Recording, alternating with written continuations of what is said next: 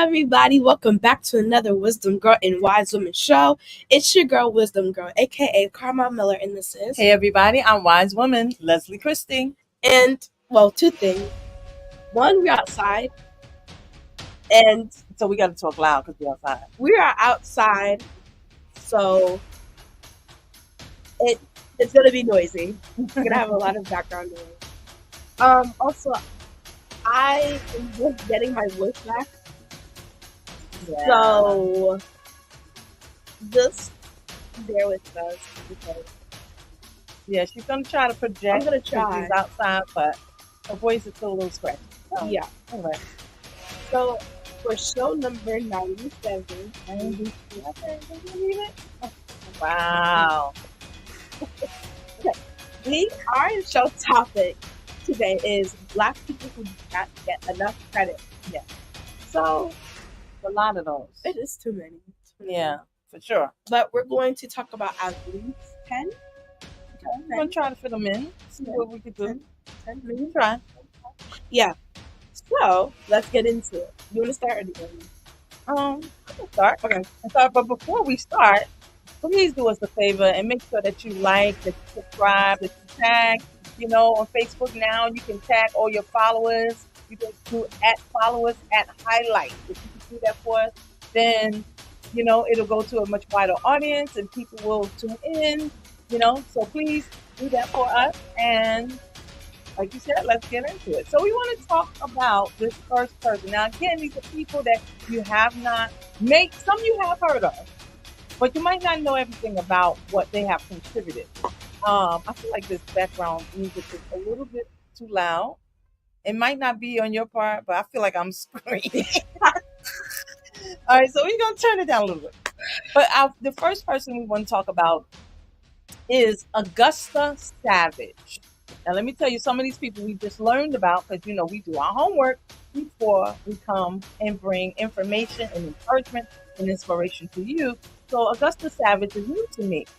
Augusta Savage, she was born in 1892, died in 1962. So, she died a couple of years before I was born. What? I don't know what she's saying. But anyhow, yeah, it was. 2 years before I was born, she passed away. But anyway, so she was a brilliant artist. And she refused to allow racism to force her to keep her gifts to herself. Now, that's something we all should take a lesson from. And so Augusta, she grew up in Florida, and even though her family could not, afford toys or art supplies or anything like that, she found a way to make incredible creations by using dirt, y'all. Dirt from her backyard, water, as clay for her sculpture. Hang on for 1 second. I see what you're trying to do. We got to show you who we're talking about. All right.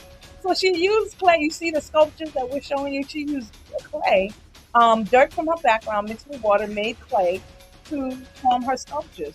So when Augusta was in her 20s, she moved to New York to participate in the Harlem Renaissance, which all of us should know about, or at least have heard something about that, right? And then she ended up dedicating her life to teaching young people how to cultivate their artistic gifts. Augusta also founded the Savage School of Arts and Crafts and became, the first director of the Harlem Community Arts Center. Who knew? She also received acclaim for a sculpture entitled Lift Every Voice and Sing, also known as The Harp. So there she is, Miss Augusta Savage. Amazing. And she is beautiful. Isn't she? She looks like someone I know. Yeah. Ooh. Anyway. So that's interesting, right? We learned a lot about her. If y'all know any of these people we're mentioning, just, give us a shout out in the comments as you always do. So we'll know, whether or not we're just talking about random people or not. All right. Okay. Next is Jane Bolin. Wow. Born in 1908, died in 2006. Yeah, she was long. She was long. A long time. Wow. Yeah. Almost Anyway, 100 years. more. I'm pretty sure more. Our math is not mathing today. Your but math anyway, is not math. A pioneer in law, 99 Jane- years. Jane Bolin was the first Black woman to attend Yale Law School in 1931. Wow. She Big ups to should. her. Big ups to Miss Jane. Come on. I love the name Jane. I don't know why. It's just so classy. In 1939, she became the first Black female judge in the United States. Wow. Proof she does not get the credit. Yeah. Because Absolutely. the first Black judge was not Thurgood Marshall. Right. Which It was Jane is what, Bolin. is what we are taught. But it was not. It was not. Thurgood Marshall. No disrespect to, Mr. Thurgood. Marshall, I mean, because, what we love the do without biopic. him. Love the biopic. Let's be for real. And oh my God, one of her significant contributions throughout her career was working with private employees to hire people based off of their skills as Wow. opposed to discriminating against them because of their race. Mm. As she should. Yes. Yes. She served on the boards of the NAACP. As Wow. Okay. she should. Child Welfare League of America and the Uh-huh. Neighborhood Children's Center. Wow. As she should. She did a lot, and again, this is somebody who does not get the credit because a lot of the things that were that we spoke about, or that Wisdom Girl spoke about, when it came to Miss Jane, a lot of those things Thurgood Marshall gets the credit for. So again, we're talking about people who do not get enough credit. So big ups to Miss Jane. Again, I'm wondering who has heard of her. I mean, if you've heard of her, let us know. Because apparently, if somebody's heard of the two that we just mentioned, maybe we're not doing our homework. I mean, maybe. I'm just gonna make it clear. Most of these people who are not known are females. Okay, you got to speak louder because people just can want- hear what you. I know you. I know. I'm gonna try. So lean up if you got. I'm gonna try. Basically, most of these people who do not get the credit are females. Now, see, that's saying something like that. It's always us. We don't ever get. Oh, that's a whole nother show. That's Wait a till whole March. March? We're gonna talk about that. We're gonna talk about. All right. So here's somebody that I know you've heard of before. Everybody knows this, but not. You definitely have heard of her. You probably can recognize her face. As a matter of fact, if you know who this person is, type it in the Don't chat. use Google. Yeah, don't. Don't- Well, how can you Google somebody's face? Actually, there's a thing. They're not Google. Oh, like take a picture and. Wow. What's her name, y'all? I've heard her. I hear you both fine. Okay, cool. I heard of her. Okay. Does anybody know who this person is? If you don't, Picture is. If you don't, it's okay. I'm about to tell you. This person here is Miss Fannie Lou Hamer, love my girl. which That's my we girl all right have heard of. there. Not all of us. Well, most Most of us of us. have heard of, yeah. So most of the civil rights movement's leaders, like you were saying, going back to what you were saying, were Black male preachers, and they had impressive degrees, they had big churches, they had all this stuff. Calvary. One of them. Oh, well, Greenleaf. Did y'all? Calvary Fellowship from Greenleaf. Okay. But now, Fannie Lou Hamer was a poor, uneducated Black woman who showed that a person did not need fancy credentials to inspire others. Now, I want to put a pin right there because a lot of times, particularly us as Black females, we think we need all of this. We think we need the fancy, we need the degrees, we need the education, we need the connections, we need to, we need all of this stuff, and it keeps us stuck. But no, Miss Fannie Lou Hamer is letting us know you don't need all of that. Okay, you don't need all the fancies, okay, to be great or to do, things to inspire other people. And so she was so charismatic that even the President of the United States took notice of her. Okay, Well, we don't know. It was most likely Donna. At the time, it was most likely Donna. Okay. But we do not know which president. Okay, but we know that the president took notice of her, right? Mhm. And so Hammer was the youngest of 20 children born to a sharecropper family in Mississippi. So there you have that background where you understand she didn't come from a fancy world like many of the leaders who were black preachers with these big churches in that day. And so she had a powerful speaking voice, a powerful gospel singing voice. And when activists launched voter registration drives in the mid 1960s, they recruited her to help out. Come on, Miss Tiffany Lou Hayes. She did her part, y'all. You and Miss Ashley too. As she should. All your locks gonna fall out. As it should. So she definitely paid a price for her activism. Absolutely. And so, but here's one of the ways she paid the price. She was fired from her job for attempting to register to vote. The one who helped people register, she was fired because she was attempting to register to vote. And so, and she was beaten, she was arrested, she was subjected to constant death threats. But yet, seasoned civil rights workers were absolutely impressed with her courage. And so she's in the history books, y'all. This woman who had no education, who came from like a poor background, listen, she is in the history books. I wish she was around. I'm sure some of her ancestors are around to know that about her. But that is so impressive to me. That's very encouraging. Very, very encouraging. Oh, this next person, I know, only because I watched Hamilton, though. Oh, Hamilton. The one James Armistead Lafayette. Now, you're talking about a nice name? That Lafayette. name right there is bomb. James Lafayette. Armistead Lafayette. Well, that name is French. Well, okay, Lafayette. Now, James Armistead's life would make a great movie. Under Lafayette, the French general who helped the American colonists fight for their freedom, he infiltrated the British Army as a spy near the end of the Revolutionary War. As he should. Wow. He once reported to Benedict Arnold. Ooh. The traitor colonist who betrayed his troops to fight for the British. Wow. And he provided crucial intelligence that helped defeat the British and end the war. Okay. Armistead was a slave in Virginia in 1781. When he got permission from his owner, who helped supply the Continental Army to join the war effort.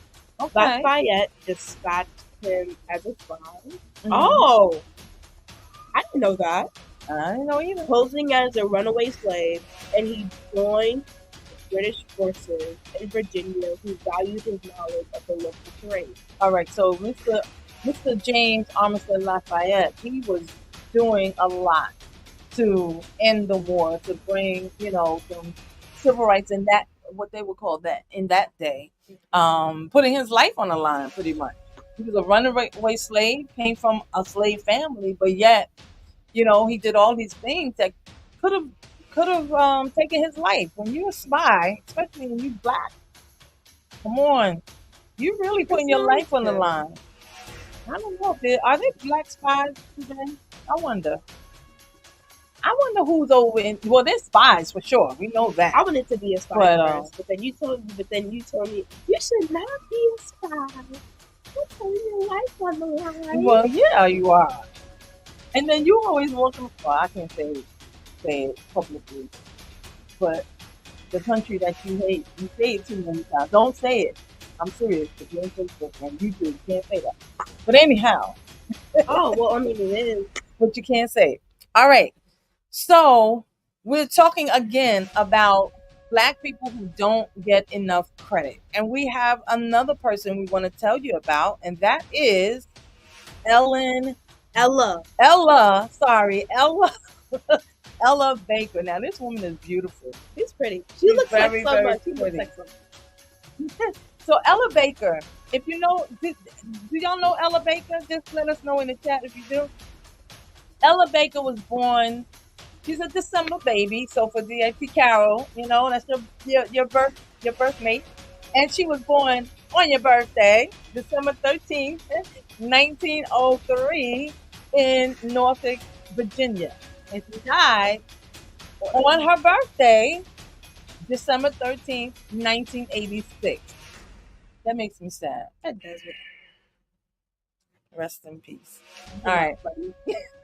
But anyway, so she was an American community organizer and a political activist who brought her skills and her principles to bear in the major civil rights organization of the mid 20th century. So she was a major player in the civil rights movement.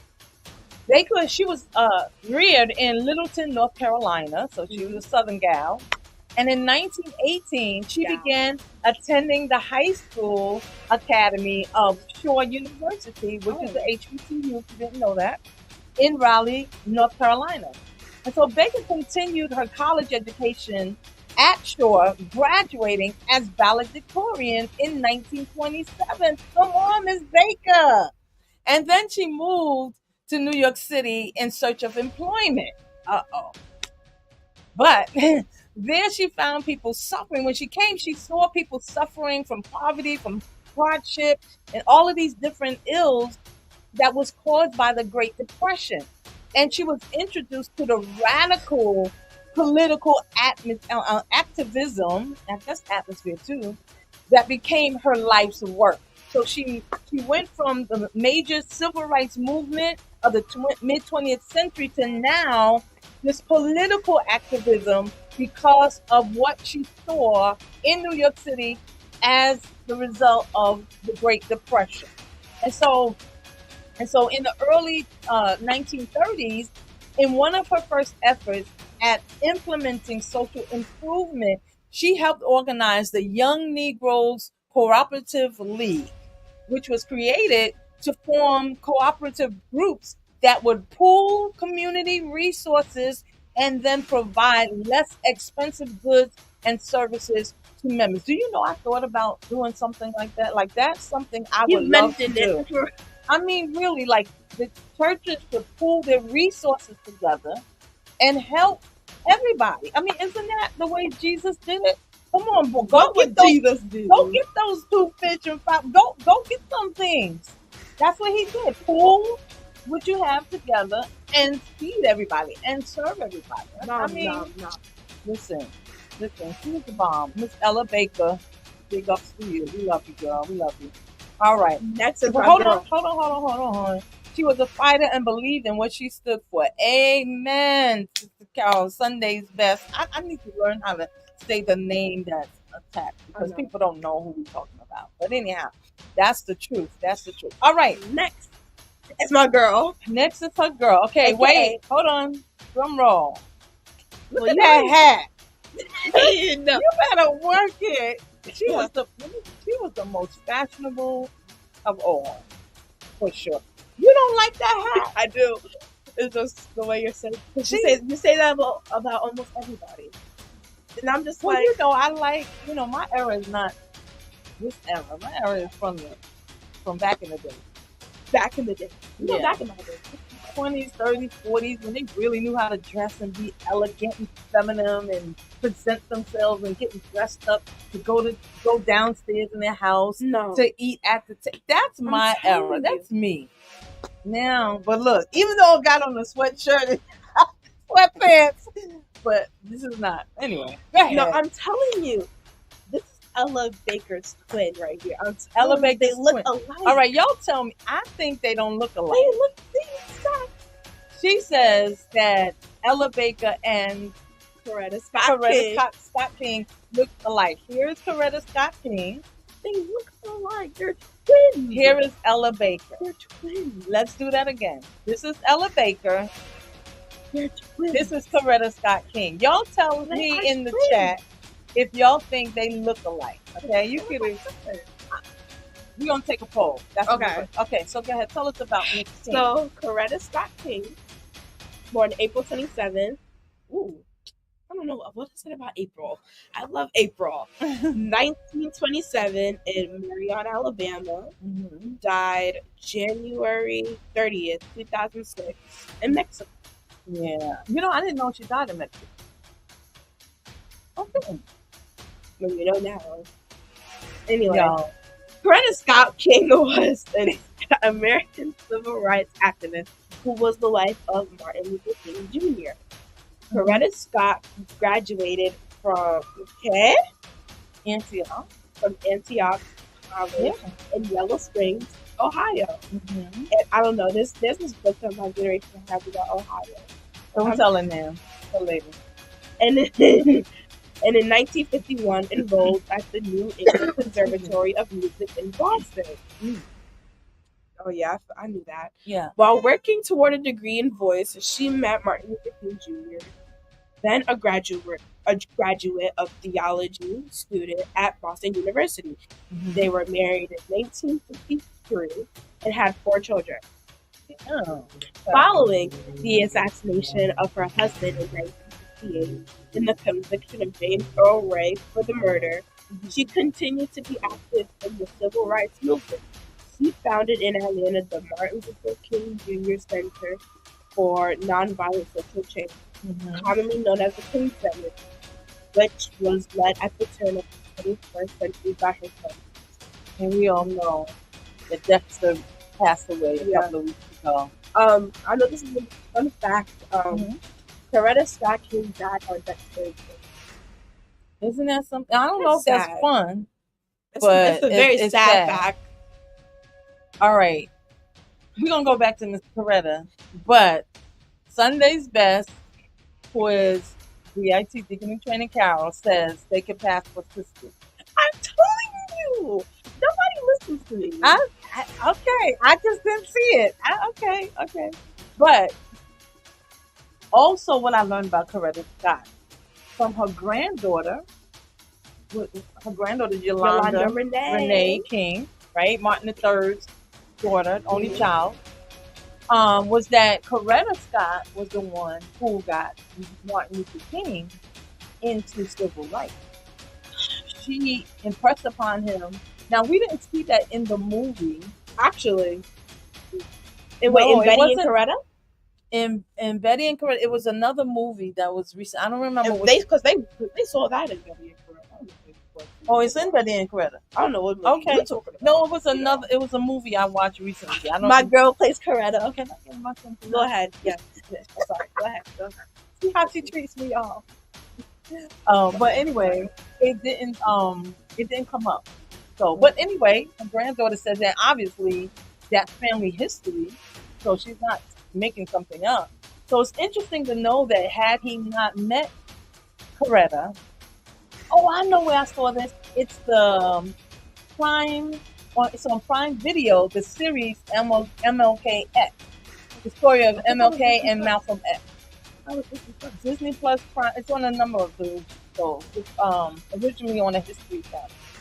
That's where I saw that at. Yo, watch it if you can, because you'll learn a whole lot. Some you might not want to learn. Something you might not want to know about my dude, Dr. King, and Malcolm and both of them. But anyway, I don't know. You sound like Oprah when you did that. Okay. Well, I'll take it. Hey, you have Oprah's pockets. All right. Next up, this is a wonderful thing right here. The Children Freedoms Marchers. You're welcome. On May 2nd, 1963, more than 1,000 students skipped classes, don't even think about it, and gathered, unless it's necessary, and gathered at 6th Street Baptist Church to march to downtown Birmingham, Alabama. Now, we all have heard about them, right? To some degree. As they approached the police lines, hundreds were arrested and carried off to jail in paddy wagons, y'all. These are kids in paddy wagons and school buses. When hundreds more young people gathered the following day for another march, White Commissioner Bull Connor, y'all, directed the local police and fire departments to use force to halt the demonstration. images of the children being blasted by high pressure fire hoses, as you see in this picture, being clubbed by police officers and being attacked by police dogs. It appeared all over television and in newspapers, and then it triggered outrage throughout the world. Okay, because these were babies, y'all. These were kids, and so despite the violence, children continue. Let me tell y'all. Okay, let me finish. The children continue, in spite of the violence, the children continue to march and protest in an organized action now known as the Children's Crusade. The crusade ended after intervention from the U.S. Department of Justice, and the event moved President John F. Kennedy to express support for federal civil rights legislation and eventually the passage of the Civil Rights Act of 1964. Now, let me just say this. A lot of times what we hear about the civil rights movement, we hear about the adults, again, back to black preachers, male preachers who had these large churches. But the truth of the matter is that it was children who really drove. It was children who sat at the counters. It was, as a matter of fact,